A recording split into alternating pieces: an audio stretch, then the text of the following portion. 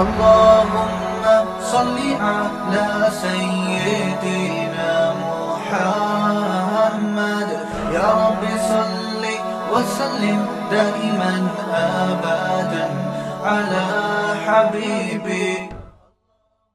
بھائی کے نے دو سوال پوچھے ہیں. ایک تو انہوں نے یہ کہا کہ آپ کی جوانی میں وہاں ہوا کرتا تھا شادمان ٹاؤن میں کراچی میں. جوانی میں تو پھر کہہ رہے ہیں اپنی جوانی کی بات کر رہا ہوں.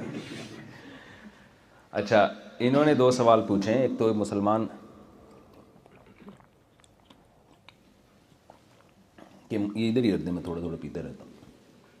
ایک تو مسلم سائنٹسٹ ایک زمانے میں تھے, بڑی دھوم مچی ہوئی تھی مسلمان سائنسدانوں کی. اب کیا ہے کہ سائنس ایک الگ ٹاپک بن گیا ہے اور مذہب بالکل ایک الگ ہو گیا. ہمارے مدارس میں دنیاوی علوم بالکل بھی نہیں ہیں اور مسلمان سائنس اور ٹیکنالوجی میں بہت پیچھے چلے گئے ہیں.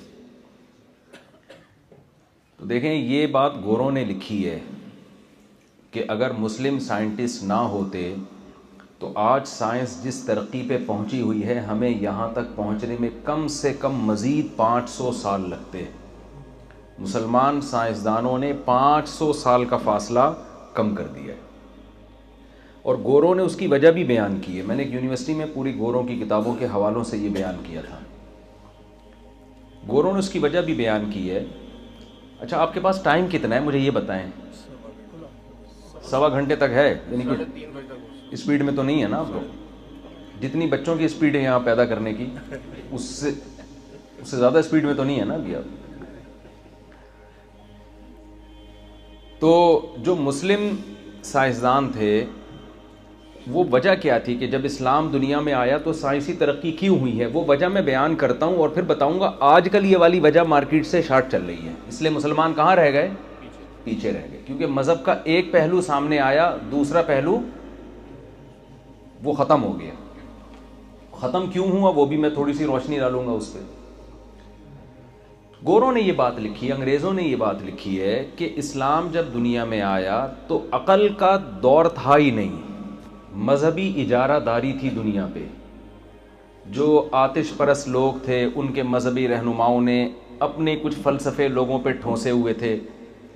دنیا میں جس طرح کے بھی مذہب تھے ان پہ مذہبی لوگوں کی اجارہ داری تھی. انہوں نے سب سے پہلا کام یہ کیا کہ عقل کو استعمال نہیں کرنا. ان کو پتا تھا جہاں کھوپڑی استعمال ہوئی نا تو لوگ مذہب سے دور ہو جائیں گے, کیونکہ مذہب مسخ شدہ تھے. ایک تو حقیقی مذہب ہوتا ہے نا جو آسمانی مذہب ہوتا ہے, ایک وہ تحریف ہو جائے اس میں. تو لوگوں کو یہ کہ کھوپڑی سمجھتے ہیں آپ لوگ, جو ان کو کھوپڑی کا ترجمہ نہیں آتا وہ پھر بتا دیں ان کو. کھوپڑی استعمال بولے نہیں کرنا, بس جو کہہ دیا سو کہہ دیا. اب بہت سی مثالیں ہیں اس کی, ایسی باتیں کی گئی ہیں جو بالکل عقل کے خلاف تھیں. جب وہ لوگ کہتے یار یہ تو عقل ہی میں نہیں آتی یہ باتیں, تو ان کو جواب دیا جاتا کہ جو مذہب کی تعلیمات ہیں عقل میں آئیں یا نہ آئیں آپ نے بہرحال ان کو فالو کرنا ہے. جب اسلام دنیا میں آیا نا, اور جو آسمانی مذاہب حقیقی آسمانی مذاہب تھے, تورات ہو یا انجیل ہو, آپ کو آج تورات اور انجیل میں بھی یہ بات ملے گی, جگہ جگہ قرآن میں بھی یہ بات ہے, ان فی ذالک لآیات لقوم یتفکرون, اس میں نشانیاں ہیں ان لوگوں کے لیے جو عقل کو استعمال کرتے ہیں. یہ کہیں بھی قرآن نے نہیں کہا کہ عقل استعمال مت کرو, بلکہ افلا تعقلون, تم عقل استعمال کیوں نہیں کرتے. لقوم یعقلون, ان لوگوں کے لیے اس میں نشانیاں ہیں جو عقل کا استعمال کرتے ہیں. اندھے اور بہرے ہو کر کیوں, صم بکم عمی فہم لا یرجعون, یہ نہ حق بول سکتے ہیں نہ حق سن سکتے ہیں نہ حق کو دیکھ سکتے ہیں نہ عقل استعمال کرتے ہیں. تو قرآن نے عقل کے استعمال کا اتنا حکم دیا, افلا تعقلون افلا تعقلون, عقل کیوں استعمال نہیں کرتے, افلا تتفکرون. تفکر کا مطلب کیا ہوتا ہے؟ ایک ہوتا ہے عربی میں فکر کا معنی سوچنا, تفکر کا معنی ڈیپ میں جا کے گہرائی میں جا کے تکلف کے ساتھ سوچنا. سمجھتے ہیں کہ نہیں سمجھتے؟ تو یہ جب قرآن نے بار بار حکم دیا ہے نا تو لوگوں میں سوچنے کا ایک رجحان پیدا ہوا ہے. سمجھتے ہیں؟ یہاں تک بات سمجھ میں آ رہی ہے؟ آپ تو یار اپنے پرانے لگ رہے ہیں اب تو. اچھا آپ کو تو میں نے اپنے بیان میں بہت یہاں کب آئے ناروے میں؟ 6 سال ہو کمال ہے. یہ تو مجھے لگ رہا تھا میں انڈا موڑ پہ بیٹھا ہوں. اچھا لنڈی کوتل چرنگی میں آتے تھے یہاں. تو اتنا زیادہ قرآن نے عقل کے استعمال کا حکم دیا. یہاں ایک سوال پیدا ہوتا ہے کہ بہت سی باتیں تو ایسی ہیں جو ہماری عقل کے خلاف ہیں, لیکن ہمیں مذہب کہتا ہے مانو. مثال کے طور پر موت کے بعد دوبارہ زندگی, یہ کیا عقل میں آتی ہے؟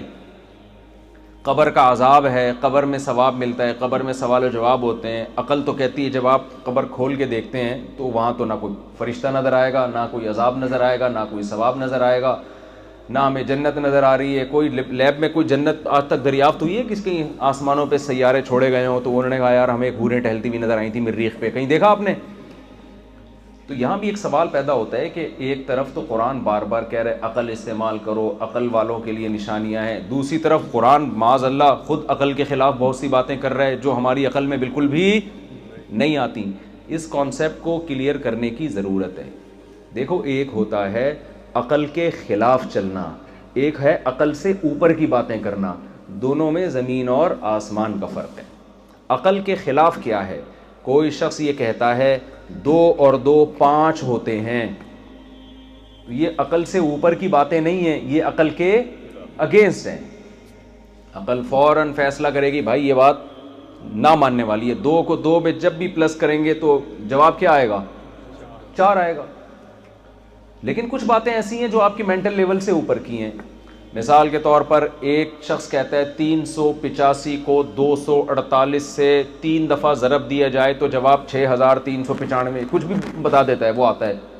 آپ کہو گے بھائی آ بھی سکتا ہے, نہیں بھی آ سکتا, میرے پاس تو اتنی کھوپڑی نہیں ہے. کیلکولیٹر ہوگا تو میں کیلکولیشن کر کے بتا دوں گا, دماغ سے میری سمجھ میں آ رہا کہ ہوتا ہے کہ نہیں ہوتا.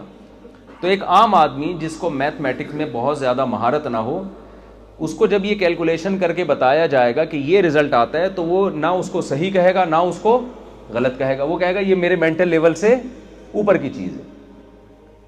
ہاں وہ یہ کہے گا کہ میں کیلکولیٹر سے پوچھ کے بتاتا ہوں یا میں کسی ریاضی دان سے پوچھ کے بتاتا ہوں, کسی آتھینٹک ذریعے سے پتہ چلے گا تو مان لے گا, نہیں پتہ چلے گا تو کہے گا نہ میں اس کا انکار کرتا ہوں نہ میں اس کا اقرار کرتا ہوں. تو قبر کا عذاب, جنت, یہ عقل کے خلاف نہیں ہے, یہ عقل سے اوپر کی چیزیں ہیں, کیونکہ ہم میں سے کسی نے بھی مر کے دیکھا نہیں ہے. اور مذہب نے ہمیں یہ نہیں بتایا کہ اسی مادی قبر میں عذاب ہوتا ہے اور اسی مادی جسم پہ عذاب ہوتا ہے. ہمیں یہ بتایا ہے کہ جب ہم مر جاتے ہیں تو ایک برزخ کی ایک نئی حیات شروع ہوتی ہے, اور اس کی تشبیہ دی گئی ہے نیند سے. اللہ یتوفی الانفس حین موتها والتی لم تمت فی منامها, اللہ کہتے ہیں جب تم سوتے ہو تو اللہ تمہاری روحوں کو قبض کر لیتا ہے, اور جب مرتے ہو تو بھی اللہ تمہاری روحوں کو قبض کر لیتا ہے. اب سوتا ہوا آدمی, یہ تو ہم چونکہ سب سوتے ہیں, خواب دیکھتے ہیں, گھوم رہے ہیں, مزے اڑا رہے ہیں. میں خواب میں تو 3-4 دفعہ ناروے آیا ہوں, کئی دفعہ پہلے آ چکا ہوں. سچی مچی میں آیا تو پتہ چلا کہ اتنا آسان نہیں ہے بھائی ناروے آنا. سچی مچی میں ایمبیسی گئے, پاسپورٹ جمع ہوا, انٹرویو ہوا, 20 قسم کے مسائل ہیں سچی مچی میں آنے میں. خواب میں تو 20 دفعہ میں امریکہ بھی جا چکا ہوں, اور 4 شادیاں میری خواب میں تو کئی دفعہ ہو چکی ہیں. لیکن آپ حقیقت میں کر کے دکھاؤ تو پتہ چلے گا نا. تو لیکن خواب میں انسان ٹینشنیں بھی اٹھا رہا ہوتا ہے اور خوشیاں بھی دیکھ رہا ہوتا ہے. اب چونکہ ہم سب خواب کی زندگی دیکھ چکے ہیں تو مان لیتے ہیں. اگر ہم نے نہ دیکھی ہوتی تو کوئی شخص سوتا ہوا اٹھ کے بتاتا کہ آج میں دودھ جلیبی کھا رہا تھا, آج میں یہ کھا رہا تھا, ہم کہیں گے یار تو ادھر بستر پہ لیٹا ہوا تھا ہمارے سامنے, تو نہ کچھ کھا رہا ہے نہ کچھ ٹینشن دیکھ رہا ہے. وہ کہے یار میں جس جہان میں پہنچ چکا تھا وہاں جو میرے اوپر حوال گزر رہے تھے وہ میں ہی جانتا ہوں. تو اسی طرح موت کے بعد کیا ہوتا ہے یہ چیز سائنس کی دسترس میں داخل نہیں ہے, کیونکہ اللہ نے بتایا کہ وہ ایک الگ جہان ہے, وہ یہ مادی زندگی نہیں ہے, وہ ایک الگ جہان ہے. تو تم ٹرانسفر ہوتے ہو ایک جہان سے ایک دوسرے نظام کائنات کی طرف, وہ بھی اللہ کا بنایا ہوا نظام ہے. تو یہ چیز ایسی ہے جو سائنس کے دائرہ کار میں نہیں ہے, لہذا سائنس اس کے بارے میں نہ تو یہ کہہ سکتی ہے کہ ہوتا ہے, نہ یہ کہہ سکتی ہے کہ نہیں ہوتا ہے. سائنس اس بارے میں خاموشی اختیار کرے گی, یہ کہے گی بھائی اس جسم پہ کچھ بھی نہیں ہو رہا, اس جسم پہ کچھ, یہ تو کیڑے کھا کے اس کو تو ختم کیا جا رہا ہے. تو روح پہ کیا گزر رہا ہے یہ سائنس کے دسترس سے باہر ہے یہ چیز. اگر ہمیں مستند ذریعے سے پتہ چل جائے کہ بھائی موت کے بعد عذاب بھی ہوتا ہے ثواب بھی ہوتا ہے، تو ذریعہ اگر اوتھینٹک ہوگا تو ہم مان لیں گے، ذریعہ اوتھینٹک نہیں ہے تو ہم اس کا انکار کر دیں گے۔ تو ہمیں یہ پتہ چلا ہے پیغمبروں سے، تمام پیغمبروں کی تعلیمات، کرسچینٹی بھی اس کی قائل ہے، یہودی بھی اس کے قائل ہے، تورات میں بھی ہے، انجیل میں بھی ہے، قرآن میں بھی ہے کہ قبر کا ثواب بھی ہوتا ہے، قبر کا عذاب بھی ہوتا ہے، تو اس لیے ہم مانتے ہیں۔ تو یہ خلاف عقل نہیں ہے، بلکہ یہ عقل سے کیا ہے، بالاتر ہے۔ لیکن مذہب عقل کے خلاف کبھی نہیں جائے گا۔ جو مذہب عقل کے خلاف لے کے جا رہا ہے وہ اس کا مطلب وہ ٹھیک ہی نہیں ہے، وہ اللہ کے نمائندے ہو ہی نہیں سکتے جو آپ کو عقل کے خلاف لے کے جائیں۔ تو ان کے سوال کا میں جلدی سے جواب کو مختصر دیتا ہوں، بات لمبی ہو گئی۔ تو خوب سمجھ لیں کہ جب اسلام دنیا میں آیا تو اس نے بار بار عقل کو استعمال کرنے کا حکم دیا۔ الہم ارجل یمشون بہا، کیا ان کے پاؤں ہیں جس سے یہ چلتے ہیں؟ یہ جو بت ہیں جن کی عبادت کرتے ہو، کیا ان کے پاؤں ہیں جس سے یہ چل سکتے ہیں؟ الہم اعین یبصرون بہا، کیا ان کی آنکھیں ہیں جس سے یہ دیکھ سکتے ہیں؟ ان کو تو تم نے خود اپنے ہاتھوں سے بنایا ہے، اب خود ان سے مانگ رہے ہو، تو یہ کیسے ممکن ہے؟ مذہبی پیشوا کیا کہتے تھے؟ بھائی یہ فلاں کتاب کے فلاں صفحے پہ لکھا ہوا ہے، بس لکھا ہوا ہے تو کیا کرو، مانو اس کو۔ تو جب عقل کا استعمال دنیا نے کرنے سیکھا ہے، پھر مسلمانوں کی حکومتیں قائم ہوئی ہیں دنیا میں، تو پھر یہ نہیں تھا کہ بس وہ فلانے جی نے لکھ دیا تو فلانے جی نے کہہ دیا، تو اب پھر مسلمانوں نے تحقیق کرنا شروع کی۔ کتنی خوشی ہوتی ہے جب ہم یہ سنتے ہیں کہ پہلا جو بحری بیڑا ہے حضرت معاویہ رضی اللہ تعالیٰ عنہ نے بنایا ہے سمندری لڑائی کے لیے، اور گوروں نے جو یہ لفظ لیا ہے نا ایڈمرل، یہ بھی امیر البحر سے آیا ہے۔ اس بحری بیڑے کے امیر کا نام کیا تھا؟ امیر البحر، بحر سمندر کو کہتے ہیں، سمندر کا امیر۔ وہی ٹرم بھی آج تک انگلش میں استعمال ہو رہی ہے جس کو ایڈمرل کہتے ہیں۔ بہت ساری ٹرمز ایسی ہیں جو عربی میں تھیں اور وہ ٹرانسفر ہو کے وہ چینج ہوئی کس میں؟ انگلش میں گئی ہیں۔ تو اس کے بعد ہوا کیا ہے؟ جو ظلم ہم لوگوں نے اپنے ساتھ کیا ہے وہ ہوا یہ ہے کہ جب ہماری خلافتیں ختم ہوئیں، ہماری حکومتیں ختم ہوئیں، تو علماء کے لیے مذہب کو بچانا بڑا مشکل ہو گیا تھا۔ سائنسدان پیدا کرنا تو بہت دور کی بات رہی، لیکن انجینئر پیدا کرنا، سائنٹسٹ پیدا کرنا تو بہت دور۔ ہمارے اکابر کو اس کی فکر تھی فی الحال مذہب کو بچانے کی کوشش کرو، تو انہوں نے یونیورسٹیوں کے بجائے محنت کر کے مدارس پہ زیادہ زور دیا کہ دینی مدرسے بنائے جائیں جہاں خالص دینی تعلیم ہو تاکہ دین ہمارا محفوظ رہے۔ تو اللہ کا شکر ہے ان دینی مدرسوں کا فائدہ یہ ہوا کہ دین تو ہمارا محفوظ ہو گیا، لیکن اس کا ایک سائیڈ ایفیکٹ بہت بڑا یہ سامنے آیا کہ مولانا اور مسٹر ان دونوں کے راستے الگ الگ ہونا شروع ہو، لباس الگ، تہذیب الگ۔ پہلے ایسا نہیں تھا۔ پہلے ہماری یونیورسٹیوں میں، میں اکثر بیان میں بات کہتا ہوں کہ امام غزالی ایک بڑے مذہبی اسکالر تھے، وہ جس یونیورسٹی سے فارغ ہوئے ہیں، البیرونی جیسا سائنسدان بھی اسی یونیورسٹی سے، اسی مدرسے سے پڑھ کے فارغ ہوا ہے۔ تو ایک ہی چھت کے نیچے لوگوں کے پاس اختیار تھے، بھائی مذہب پڑھنا چاہو یا سائنس اور ٹیکنالوجی میں مہارت حاصل کرنا چاہو۔ تو ہم نے تو ایسے علماء بہت سنے دیکھے بھی ہیں کہ جو دونوں علوم کو لے کے چل رہے تھے، یعنی اب بھی ان کی باقیات باقی ہیں۔ لیکن جب یہ سارا سیٹ اپ ہو گیا، میں اکثر بتاتا ہوں خانیوال تک ٹرینیں ایک ساتھ آتی ہیں، اس کے بعد لاہور کے لیے الگ، سرگودا کے لیے الگ ہو جاتی ہیں۔ تو یہی ہوا کہ ہم صدیوں تک ایک ساتھ آتے رہے۔ جب خلافت عثمانیہ کا خاتمہ ہوا ہے تو ہمارے مذہب والا ٹریک الگ ہو گیا، سائنس والا ٹریک کیا ہو گیا؟ الگ ہو گیا، جو صدیوں سے ایک ساتھ چلتا آ رہا تھا۔ اب ہم تو اس کی ندا لگا رہے ہیں، جامعۃ الرشید بھی اس پہ بہت آواز اٹھا رہا ہے کہ اس ٹریک کو دوبارہ جوڑنے کی ضرورت ہے، اور جامعۃ الرشید نے اس پہ بہت زبردست کام کیا ہے، اور سن 2000 میں یہ کام جامعۃ الرشید نے شروع کیا تھا۔ اس کا رزلٹ آج ہم 20 سال کے بعد اپنی آنکھوں سے دیکھ رہے ہیں۔ میرے اپنے شاگرد جو عالم ہیں وہ پاکستان نیوی میں کمیشن آفیسر بھرتی ہوئے ہیں، اور میرے اپنے شاگردوں میں ڈاکٹرز بھی ہیں جو عالم بنے ہیں۔ تو یہ خلا کو یقیناً ختم کرنا چاہیے، لیکن یہ نہیں ہو سکتا کہ ایک آدمی پراپر مکمل عالم بھی ہو اور مکمل انجینئر بھی ہو۔ تو اگر ایسا کیا نا تو نہ وہ عالم کا رہے گا نہ وہ انجینئر رہے گا۔ کبھی آپ نے دیکھا کہ ایک صاحب مکمل ڈاکٹر بھی ہیں، مکمل انجینئر بھی ہیں؟ ایسا دیکھا آپ نے؟ اگر کوئی ہے تو اس کو نہ دیکھیں آپ، کیونکہ نہ وہ مکمل انجینئر ہوگا نہ وہ مکمل، بھائی اسپیشلٹی تو ایک ہی شعبے میں ہوتی ہے نا۔ تو جامعۃ الرشید کا ایک ہدف یہ ہے کہ ایسے ادارے کھولے جائیں، ایسے مذہبی ادارے جن میں 70% دینی تعلیم، 30% دنیاوی تعلیم ہو، اور ایسے دنیاوی ادارے جس میں 70% یعنی عصری تعلیم ہو، دنیاوی تعلیم ہو، لیکن 30% کیا ہو اس میں؟ مذہب بھی ہو۔ تو اس طرح سے تو حساب کتاب چل سکتا ہے، اور اس کی کوششیں الحمدللہ شروع ہو گئیں تاکہ یہ خلا ختم ہو نا۔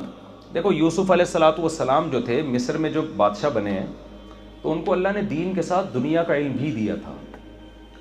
ان کو جب کہا گیا نا کہ بادشاہ نے کہا کہ آپ کیا مانگتے ہیں، تو یوسف علیہ السلام مسجد بھی مانگ سکتے تھے، مدرسہ بھی مانگ سکتے تھے۔ ان کو پتہ تھا کہ میں یہاں مسجد مدرسہ بنا کے، وہ بھی ٹھیک ہے، مدرسے کی تو بہت سخت ضرورت ہے، ایسا نہ ہو جو 2-4 مدرسے رہ گئے ان کو بھی آپ بند کروا دیں۔ لیکن یوسف علیہ السلام کے پیش نظر بڑا کام تھا، تو انہوں نے کیا کہا کہ مجھے اجعلنی علی خزائن الارض، مجھے وزیر خزانہ بنا دیں آپ۔ کیوں بنا دیں بھائی؟ ان کو پتا تھا فیوچر میں وزیر خزانہ کی جتنی ویلیو ہوگی، قحط پڑنے والا ہے، اس سے زیادہ ویلیو کسی کی بھی نہیں ہوگی، تو انہوں نے وزارت کو ترجیح دی ہے۔ تو وزارت تو ایک دنیاوی شعبہ سمجھا جاتا ہے نا، اور دلیل یہ دی انی حفیظ علیم، میں خزانوں کی حفاظت بھی کروں گا، اور میرے پاس اللہ نے مجھے اکنامکس کا علم بھی دیا ہے، علم شماریات بھی دیا ہے، مجھے پتہ ہے کہ کتنے ایسٹس کیسے بنانے ہیں، ہم نے کتنی گندم کو محفوظ رکھنا ہے، کتنی کو ہم نے بیچنا ہے دنیا میں، اور کس قیمت پہ بیچنا ہے، یہ ساری نالج اللہ نے مجھے پہلے سے عطا کی ہے۔ تو بتاؤ یہ دین کی نالج ہے یا دنیا کی نالج ہے؟ تو دنیا کی نالج ہے، لیکن اللہ پیغمبر کو دے رہے ہیں تاکہ ملک کو چلائیں۔ وہ ملک کو چلانے کے لیے صرف دین کی نالج کافی نہیں ہے۔ تو اس بیس پر یوسف علیہ السلام ایک غیر مسلم کنٹری میں بادشاہ بنے ہیں، حالانکہ غیر مسلم کنٹری تھا، بادشاہ نے ان کے حوالے کر دیا کہ بھائی آپ مجھ سے زیادہ اچھا چلا سکتے ہو۔ ابھی جو مسلمانوں کی حالت چل رہی ہے نا، تو وہ جو جس طرح سے ان کا جو رویہ ہے، جو سائنس اور ٹیکنالوجی میں جس طرح سے پیچھے کو جا رہے ہیں، غیر مسلم تو سوال ہی پیدا نہیں ہوتا۔ مسلم بھی آپ کو ہمارے حوالے کیا ہوا ہے نا، دیکھیں نا، مسلم ہی تو ہے نا سارے، تو کیا حال ہو گیا ہے ہمارا۔ تو یہ اس میدان میں آگے بڑھنا پڑے گا، یہ ضروری ہے۔ مفتی طارق مسعود صاحب کے بیانات سننے کے لیے youtube.com/مفتی طارق مسعود کو سبسکرائب کریں، اور اگر آپ لائیو ویڈیو کو کبھی بھی مس نہیں کرنا چاہتے ہیں تو سبسکرائب کرنے کے بعد بیل آئیکن پہ کلک کرنا مت بھولیں۔ جزاک اللہ۔